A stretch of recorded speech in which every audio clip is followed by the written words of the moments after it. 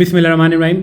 Welcome to ब्लेजर शटेक YouTube channel. आज का हमारा टॉपिक है यूके ई वीज़ा के रिलेटेड है कि यूके का जो ई वीज़ा जो है स्टार्ट हो गया है या नहीं हो गया। 25 फ़रवरी 2026 को जो है कुछ यूके की जो है इंपॉर्टेंट अपडेट्स आई हैं जो इस वीडियो के अंदर जो आप लोगों को ईच एंड एवरीथिंग आप लोगों को एक्सप्लेन करूंगा कि यूके का ई वीज़ा जो है हम लोग कैसे हासिल कर सकते हैं।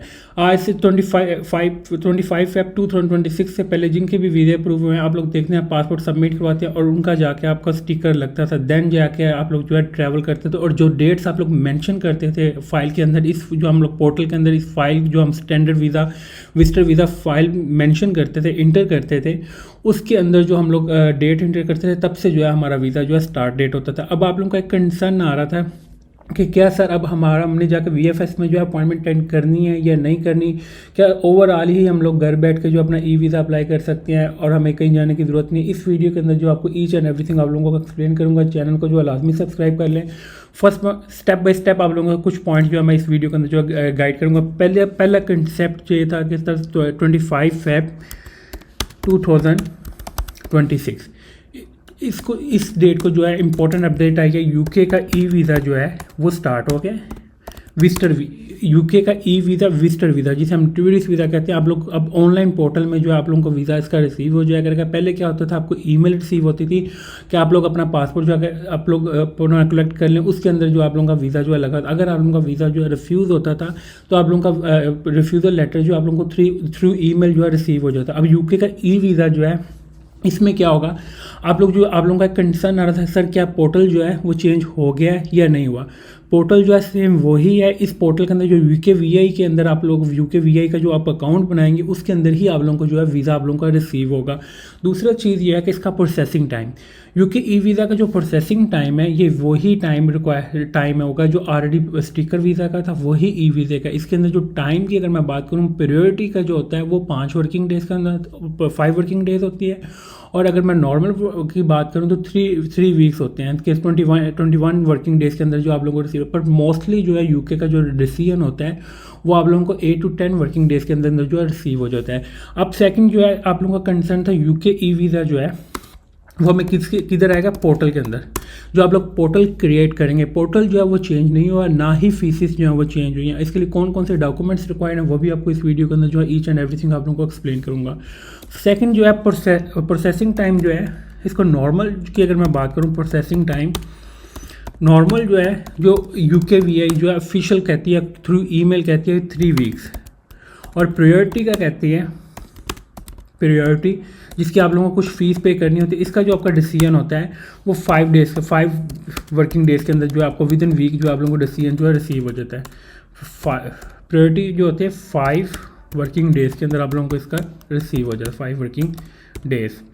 देन अब आप लोगों का कंसर्न था कि सर वीएफएस का जो अपॉइंटमेंट है वो अपॉइंटमेंट के लिए हमें जाना पड़ेगा कि नहीं जाना पड़ेगा। बिल्कुल, अपॉइंटमेंट जो है जिसे हम बायोमेट्रिक करते हैं वीएफएस में जो आप लोगों को, बेशक आप लाहौर हैं, बेशक आप इस्लामाबाद हैं, बेशक आप कराची हैं, यहाँ पे वीएफएस में जो बायोमेट्रिक है वो आप लोगों की होगी। बायोमेट्रिक जो है वो ख़त्म नहीं हुई, बायोमेट्रिक स्टिल अवेलेबल।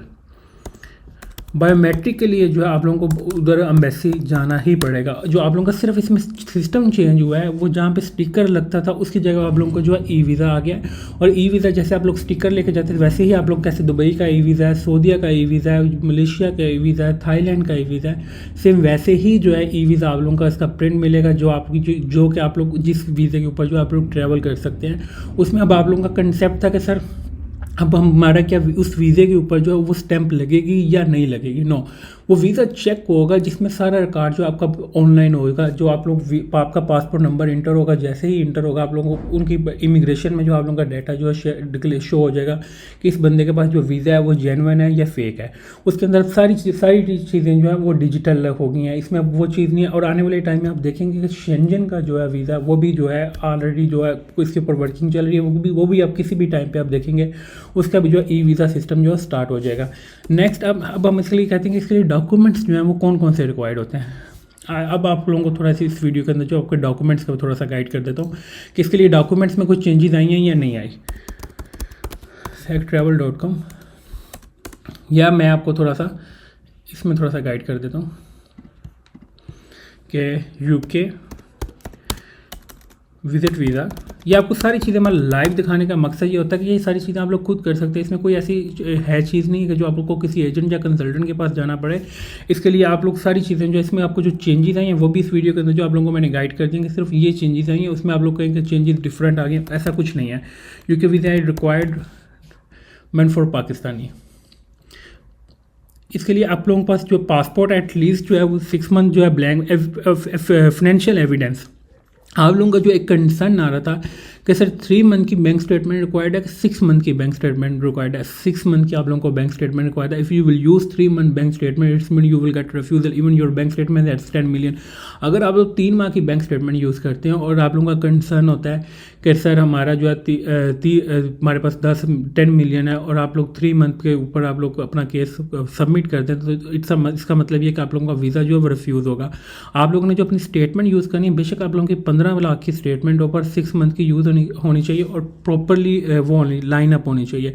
अगर आप लोगों की चीज़ें जो है लाइन अप नहीं होंगी और आप लोग कहेंगे कि हम लोग विदाउट उसको हम लाइन अप के या विदाउट मैनेज का वर्ड, आप लोगों की इनकम और एक्सपेंडिचर ये मैनेज होने चाहिए उस स्टेटमेंट के अंदर कि आपकी टोटल मंथली इनकम कितनी है और टोटल मंथली एक्सपेंस कितना है। अगर आप लोगों की ये चीज़ें मैनेज नहीं है और आप वैसे ही इसको इन आउट करते रहें तो इट्स मीन वो आप लोगों की जितनी मर्जी ट्रांजेक्शन हुई हों वो भी आप लोगों का केस जो है वो रिफ्यूज़ल की तरफ चल जाता है। प्रूफ ऑफ इनकम आप लोगों को चाहिए, सैलरी स्लिप चाहिए, लास्ट टैक्स रिटर्न चाहिए लास्ट 3 ईयर की और बिजनेस रजिस्ट्रेशन। ट्रैवल अकोमोडेशन में क्या चाहिए होता है, फ्लाइट बुकिंग चाहिए होती है, होटल रिजर्वेशन चाहिए होती है और invitation letter, ties to home country, employment letter, property documents और फैमिली कमिटमेंट और to ensure return. Family commitment का मतलब ये होता है कि आप लोगों की FRC MRC आप लोगों को चाहिए होती है।